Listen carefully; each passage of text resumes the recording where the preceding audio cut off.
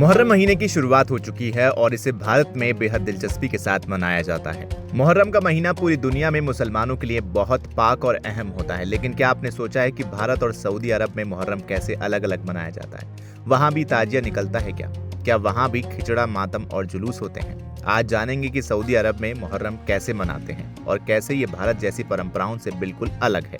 Saudi अरब में मुहर्रम को एक पवित्र और इबादत वाला महीना माना जाता है। यहाँ इस महीने में किसी तरह की सांस्कृतिक या जुलूस आधारित एक्टिविटीज नहीं होती हैं। 10वीं मुहर्रम यानी आशूरा के दिन को बेहद खास माना जाता है, क्योंकि इस दिन हजरत मूसा अलैहिस्सलाम और उनकी कौम को फिरौन से निजात मिली थी और इस दिन को याद करते हुए नबी मोहम्मद सल्लल्लाहु अलैहि वसल्लम ने रोज़ा रखने की हिदायत दी थी। इसलिए सऊदी में मुहर्रम का मतलब होता है नफल, रोज़ा, तौबा, कुरान की तिलावत और सादगी से दिन बिताना। भारत और सऊदी में मुहर्रम मनाने का तरीका बिल्कुल अलग है। इसके कुछ अहम वजहें हैं: धार्मिक विचारधारा और सांस्कृतिक प्रभाव। सबसे पहले जानते हैं भारत में कैसे मनाते हैं। शिया और सुन्नी दोनों समुदाय हैं। मुहर्रम में ताजिया, अलम और जुलूस निकलते हैं। शिया मुसलमान मातम करते हैं, नोहा पढ़ते हैं, जगह जगह खिचड़ा, खीर, नियाज बांटी जाती है। सभी लंगर और फातिहा का आयोजन भी होता है। कई जगह सरकारी छुट्टी और बड़ी जनसभा होती है, यानी मजलिस की जाती है। सऊदी अरब में वहाँ ज्यादातर सुन्नी मुसलमान रहते हैं। सरकार और समाज दोनों ही शरीयत के सख्त पालन पर जोर देते हैं। कोई जुलूस, मातम, ताजिया या सांस्कृतिक कार्यक्रम नहीं होता। सिर्फ रोजा, दुआ और तिलावत पर फोकस किया जाता है।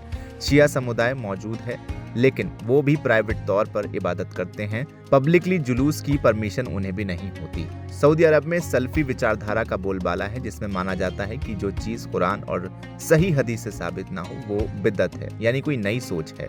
ताजिया, मातम या खुद को नुकसान पहुंचाना जैसे जंजीर जनी शरीयत के खिलाफ है। इस्लाम दिखावे और शोर शराबे से नहीं, अंदरूनी नियत और अमल से चलता है।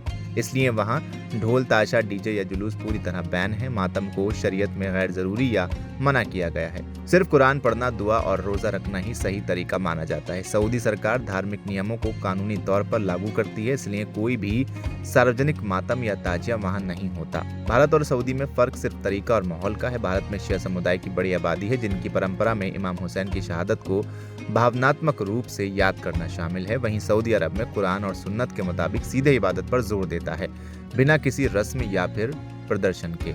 दोनों का मकसद एक ही है, इमाम हुसैन की कुर्बानी को याद करना और सब्र, सच्चाई का पैगाम समझना। इसलिए नफरत नहीं, बल्कि एक दूसरे की भावनाओं को और इबादत के तरीकों का सम्मान करना चाहिए। फिलहाल इस वीडियो में इतना ही। आप क्या कहेंगे कमेंट सेक्शन में हमें लिखकर जरूर बताएं। वीडियो को लाइक करें, शेयर करें और चैनल को सब्सक्राइब करना बिल्कुल ना भूलें।